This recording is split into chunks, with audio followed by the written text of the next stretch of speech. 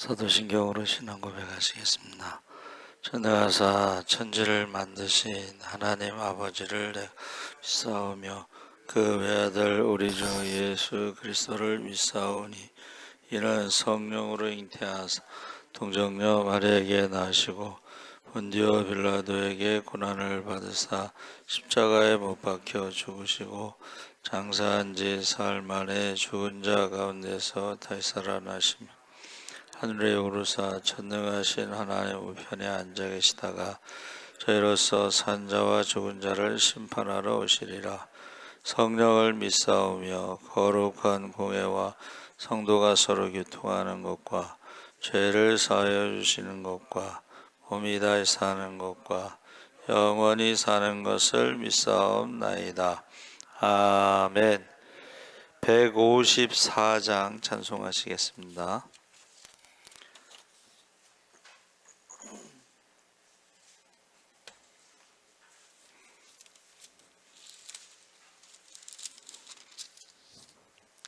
찬송가 154장 찬송하시겠습니다. 생명의 주여 면류관 받으시옵소서. 날 위해 쓰신 화시관 나 기억합니다. 저 겟세마네 기도를 늘 기억하게 하시고 그 십자가의 은혜로 날 인도하소서. 누셨던 부담 내게도 보이시옵소서. 잠드신 동안 천사가 굳게 지키었네. 저 겟세마네 기도를 늘 기억하게 하시고 그 십자가의 은혜로 날 인도하소서.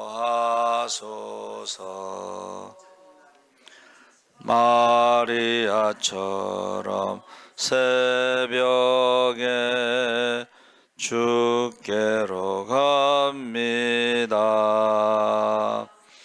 빈 무덤 내게 보이사 날 가르치소서. 저 겟세마네 기도를 늘 기억하게 하시고 그 십자가의 은혜로 날 인도하소서. 고난의 잔을 날 위해 다 마셨나이다. 나 항상 나의 십자가 감당케 하소서. 저 겟세마네 기도를 늘 기억하게 하시고 그 십자가의 은혜로 날 인도하소서. 아멘. 하나님 말씀은 마태복음 21장 12절에서 17절 말씀을 함께 읽겠습니다. 35쪽에 있습니다.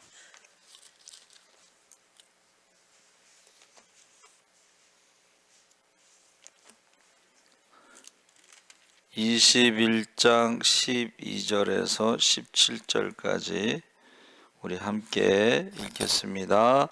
예수께서 성전에 들어가사 성전 안에 매매하는 모든 사람들을 내쫓으시며 돈 바꾸는 사람들의 상과 비둘기 파는 사람들의 의자를 둘러부시고 그들에게 이르시되 기록된 바 내 집을 기도하는 집이라 일컬음을 받으리라 하였거늘 너희는 강도의 소굴을 만드는도다 하시니라. 맹인과 저는 자들이 성전에서 예수께 나오매 고쳐주시니 대제사장들과 서기관들이 예수께서 하시는 이상한 일과 또 성전에서 소리질러 호산나 다윗의 자손이여 하는 어린이들을 보고 노하여 예수께 말하되 그들이 하는 말을 듣느냐. 예수께서 이르시되 그렇다. 어린 아기와 젖먹이들의 입에서 나오는 찬미를 온전하게 하셨나이다 함을 너희가 읽어본 일이 없느냐 하시고 그들을 떠나 성 밖으로 베다니에 가서 거기서 유하시니라. 아멘. 할렐루야. 좋은 아침입니다. 잘 오셨습니다. 오늘 말씀의 제목은 성전 정화. 그래서 주보에 보면은 고난 주간의 일정표가 나와 있죠. 그래서 종료주일 예루살렘에 입성하시고 그 다음에 오늘 월요일 성전 정화의 날 이렇게 써 있습니다. 그래서 오늘 말씀의 제목이 성전 정화인데 구약 시대부터 성전을 유지하는 비용을 충당하기 위해서 20세 이상의 이스라엘 백성들은 일정한 액수의 성전세를 내어야 했는데 그 성전세를 내는 돈이 일반 돈이 아니고 성전에서만 사용하는 돈을 사용했어요. 그러니까는 돈을 가져가서 그걸 바꿔야 되잖아요. 환전, 그렇죠? 옛날에 우리 달러상이라고 그래서 아줌마들이 달러 바꿔주던 시절처럼 그런 환전을 하는 사람들이 있었는데 수수료가 너무 많이 받는 거예요. 그래서 예수님께서 그 환전상의 상을 뒤집어 엎었다. 그 두 번째는 성전 안에 짐승을 파는 상인들도 있었는데 외부에서 짐승을 가지고 오면 검사료를 받았습니다. 그 검사관들이 어떻게 해요? 흠이 있으면은 제물로 바칠 수 없으니까는 트집을 잡아가지고 빠꾸를 시키는 거죠. 그래가지고 나중에는 어떻게 해요? 성전에서 파는 동물을 사게 만드는 거야. 그런데 보통 양 한 마리가 한 20만 원 정도 하면은 거기서는 한 400만 원? 그럼 한 20배 정도로 비싸게 사야 되는 거야. 그러니까 그것을 보고 예수님께서 그 비둘기 파는 그 양을 파는 이런 사람들을 이제 상을 뒤집어 엎은 거예요. 또 특히 이제 가난한 사람들은 비둘기를 제물로 바쳤는데 비둘기도 역시 거기서 파는 것을 사야 되니까 비싸게, 가난한 사람들에게도 비싸게 해서 그 가난한 사람들을 착취하는 거죠. 그래서 그것을 참을 수가 없어서 예수님께서 뒤집어 엎었는데 예수님의 공생에 그 중에서 이제 마지막 고난 주간에 그 첫 번째 그 목표가 뭐냐면 성전을 정화하는 것입니다. 그 성전을 정화하는데 첫 번째가 환전상의 상을 뒤집어 엎고 그 다음에 동물을 파는 사람들의 상을 뒤집어 엎는 거였어요. 이게 지금 성전의 그 권력을 가지고 있는 사람들이 사두개인인데 사두개인들은 이제 사독의 제사장 사독의 후손들을 사두개인이라고 부르는데 이 사람들은 천국과 지옥을 믿지 않는 사람들, 천사를 믿지 않는 사람들, 이런 사람 자유주의죠. 그러니까는 성전의 권력을 가지고 돈을 이제 많이 받는 그런 사람들이죠. 상권을 가지고. 그때에 이제 13절에 그들에게 이르시되 기록된 바 내 집은 기도하는 집이라 일컬음을 받으리라 하였거늘 너희는 강도의 소굴을 만드는도다. 그래서 이사야 56장 7절에 나오는 말씀입니다. 그래서 만민의 기도하는 집, 여러분 교회가 만민의 기도하는 집. 근데 그 기도가 이제 회개 기도하는 것입니다. 근데 교회에서 오늘날 강도의 구렬로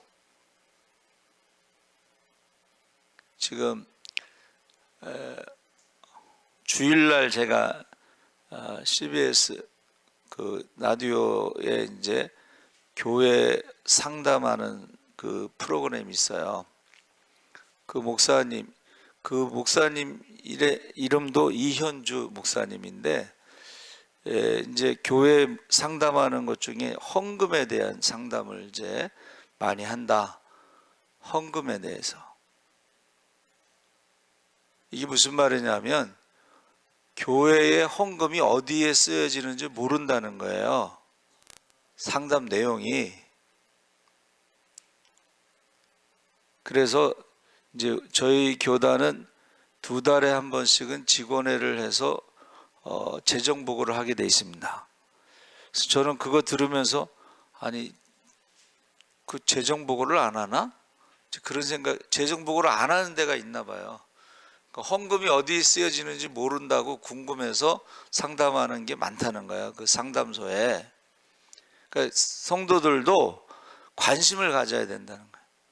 교회. 그래서 제1의 종교개혁은 성경을 번역해서 평신도들이 성경을 읽는 거예요. 원래는 중세 1000년 동안 천주교에서 어떻게 했어요? 라틴어로만 설교를 하고 라틴어 성경을 읽었는데 그것은 신부들만 읽을 수가 있고 평신도들은 성경을 못 읽겠어요. 그래서 첫 번째 종교개혁이 뭐예요? 성경 번역, 라틴어를 독일어로 번역해서 평신도들이 성경을 읽는 게 종교개혁이에요.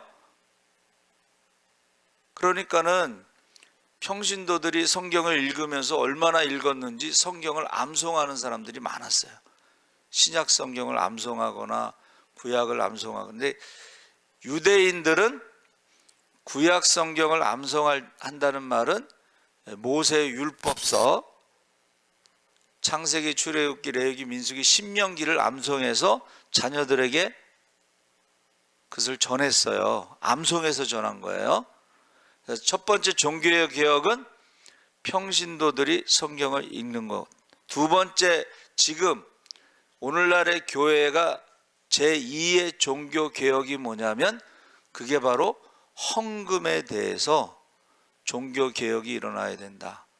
다시 말하면 헌금이 고아와 과부와 나그네와 병든 자와 옥에 갇힌 자와 레위인들을 위해서 사용돼야 된다. 성교비로 사용돼야 된다 했을 때에 이게 교회가 투명하지 않다는 거야. 어디다 쓰는지 모른다는 거야. 그래서 지금 예수님의 공생의 3년 동안의 핵심이 바로 성전을 정화하는데 만민의 기도하는 집이 돼야 된다.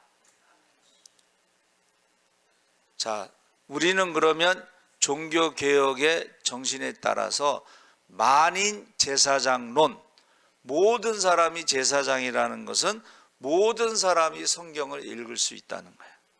그리고 모든 사람이 신부에게 고해성사에서 용서함을 받았노라 이게 아니고 모든 사람이 제사장으로 하나님 앞에 직접 기도할 수가 있다는 거예요.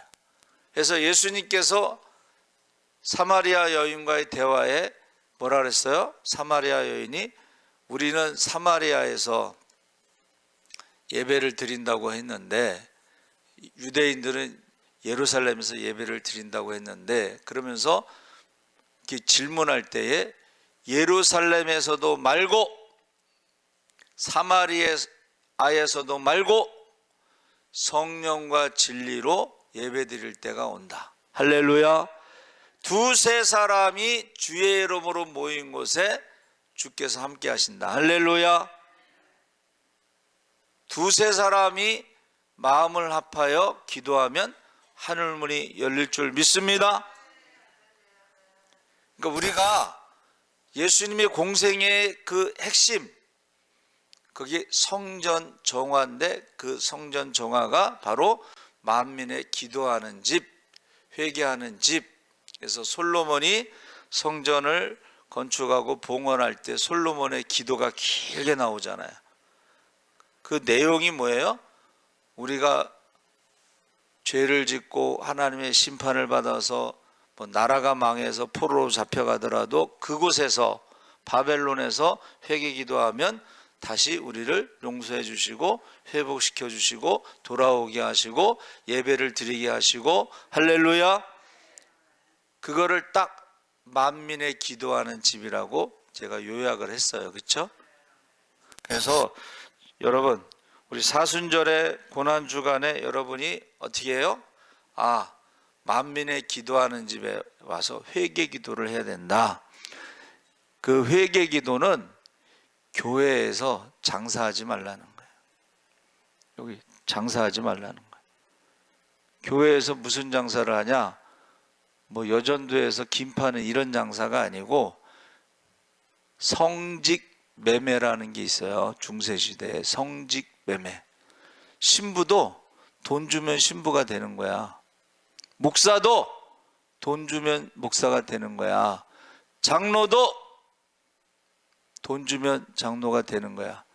그러니까 전도 나가면은 그런 사람들이 있어요. 한참 오래된 얘기지만 5천만 원을 내야 장로가 된다 그래서 자기는 돈이 없으니까 못했다 이렇게 얘기를 해요. 저희 어머니도 권사가 안 됐어요. 근데 권사 취임할 때 돈을 내야 되잖아. 근데 또 목사님들이 오면 이번에 왜 권사 안 됐냐고 자꾸 물어봐. 돈 때문에 그런데. 그래서 저는 교회 개척하고 나서 저희가 5번 임직식 했는데 한 번도 돈을 내라고 한 적이 없어요. 저희는 임직식에 돈을 받지 않습니다. 근데 어떤 사람은 또 그것 때문에 시험 드는 사람이 있대. 왜 그런가 했더니 10명이 임직식을 하는데 창피하다 이거야. 아무것도 안 해서. 그냥 감사한 것만 하면 되는데 뭔가를 막 하고 싶고 이게 아니고 뭔가를 했다는 것을 자꾸 드러내고 싶어 하는 거야. 근데 자기는 돈이 있어서 할 수 있지만 혼자 하긴 좀 그렇고, 그런데 정말 돈이 없는 사람도 있어요. 그래서 직접 저한테 그래. 돈을 내라고 했으면 자기는 임직을 못 받았을 거라고.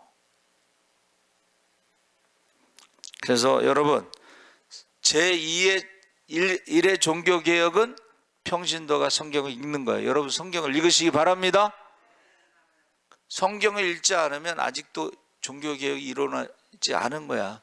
두 번째는 평신도들도 직접 기도를 한다. 만인제사정. 이게 종교개혁의 정신이에요. 예?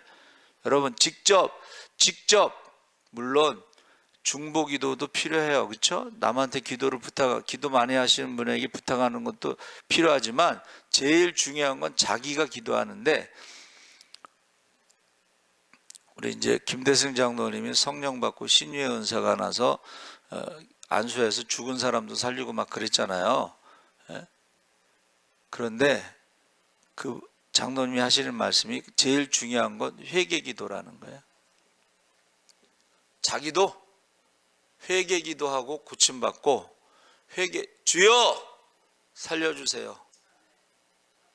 자기가 이제 죄진 거에 대해서 간증이 있어요. 근데 살려달라고 회개기도 하고 나서 고침받고 성령 받고 신유의 은사가 나타나는 거예요. 그리고 제2의 종교개혁이라고 하는 것이 뭐예요? 헌금, 물질, 두 주인을 섬길 수 없다. 그래서 지금 그리고 나서 성전에서 나오는데 그때에 14절 맹인과 저는 자들이 성전에서 예수께 나오매 고쳐주시니, 자, 맹인이 고친다는 말은 다윗의 자손, 이 맹인이 고친다는 것은 뭐예요? 이사야 35장 5절 6절에 나오는 메시아가 하는 일이라는 게 예언되어 있던 거예요. 성전을 뒤집어 엎었으니까 이게 지금 난리가 난 거예요. 그렇죠? 이거는 그 권력을 가진 사람들에게 정면 도전을 하는 거예요. 그런데 그리고 나서 맹인을 고치면서 병든 자를 고치면서 메시아라는 것을 사람들에게 보여주는 거죠. 저와 여러분이 아픈 사람이 있잖아요. 그럼 기도하시기 바랍니다. 그러면 그 사람이 고침을 받으면서 이 사람은 하나님을 믿는 사람 또는 하나님의 자녀라고 하는 것을 알게 되는 거예요. 영접하는 자, 곧 그 이름을 믿는 자들에게는 하나님의 자녀가 되는 권세를 주셨느니라. 할렐루야. 성령이 임하시면 권능을 받고 12제자와 70명의 제자들이 예수의 이름으로 병든 자를 고치고 귀신을 쫓고 죽은 자를 살린 줄 믿습니다. 오늘날에도 오산의 기도원에 우리 한 달에 한 번씩 가는데 거기 계속 간증이 나오잖아요. 지난달에도 목사님이 두 눈이 안 보이는데 하나님이 고쳐주셨다. 그 목사님은 두 눈이 안 보이니까 할 수 있는 게 기도밖에 없다고. 하루에 10시간인가 뭐 기도하셨다고 그러고, 또 고등학교 때부터 성경을 암송을 해가지고 눈이 안 보여도요 설교 원고 없이 성경을 계속 암송하시더라고. 성경을 계속 암송하시고 맨 마지막에 간증하고 끝났어요. 하나님이 의사가 볼 수 없다고 이제 그랬는데 30분 만에 끝나서 왜 그러냐 그랬더니 정상이라는 거야. 할렐루야. 자, 여러분, 제가 기도 부탁드리잖아요. 이제 주일날 우리 김대성 장로님 보고 3층에 올라가서 주희 형제한테 기도해 주라고 이제 그랬어요. 그랬더니 이제 기도하고 내려오셔서 뭐라 그러냐면 주희가 장로님의 손을 자기 목에, 암이 사기면은 여기 다 전이가 된 거야. 근데 제가 주희 형제한테 장로님이 와서 기도하실 것 그랬더니 그냥 알았다고 이제 그랬는데, 이게요 희귀암. 원래 제가 보험은 들었니 그랬더니 보험을 안 들었는데 희귀암으로 이게 수술하는데 2천만 원이 들어가는데 희귀암으로 정부에서 지원해서 200만 원만 내면 된다 그래요. 희귀암. 그런데 제가 이번에 그런 부활주일에 그 세례 받으라고 했더니 17일 날 의사 5명이 의사 5명이 회의를 해가지고 어떻게 치료할까? 치료 방법은 암 치료밖에 없는데 수술하는 거. 근데 급하면 17일 날 바로 수술 들어간대요. 그럼 그 다음에 뭐라 그랬냐면 이렇게 얘기하더라고. 살아있으면 부활주일 20일 날 세례를 받겠습니다. 그런데 기도하는 사람들이 이제 몇 분이서 응답을 받은 거잖아요. 응답을 받은 사람들이 있어요. 기도하고서 죽지 않는다. 응답받은 사람들의 공통점이 죽지 않는다. 그러면서 기적을 보고 사람들이 믿게끔 그렇게 이제 말씀하시는. 박윤준 장로님도 하루에 3시간씩 기도하시는데 그 주희 형제가 7층에서 떨어져서 온몸이 부서졌을 때에 의사가 거기 장로님은 이제 다리를 자르지 말자, 기적이 있다, 그래서 다리를 안 잘라서 기적이 나타났는데 의사가 아프면은 술을 먹으라고 그래서 그때부터 술을 먹어서 알코올 중독이 됐는데 장로님이 25년 동안 기도했더니 술을 끊더라. 근데 이번에 이제 사기라고 그러니까는 담배를 끊더라.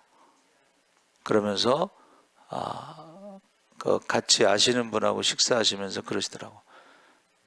한 달 뒤에 와서 하나님이 고쳐주신 것을 보라고 그러시. 그러니까 이제 치료를 하면은 한 달 뒤에 완쾌된다, 이제 그렇게 말씀하시는 거예요. 그래서 여러분 제 기도 제목이 뭐라 그랬어요?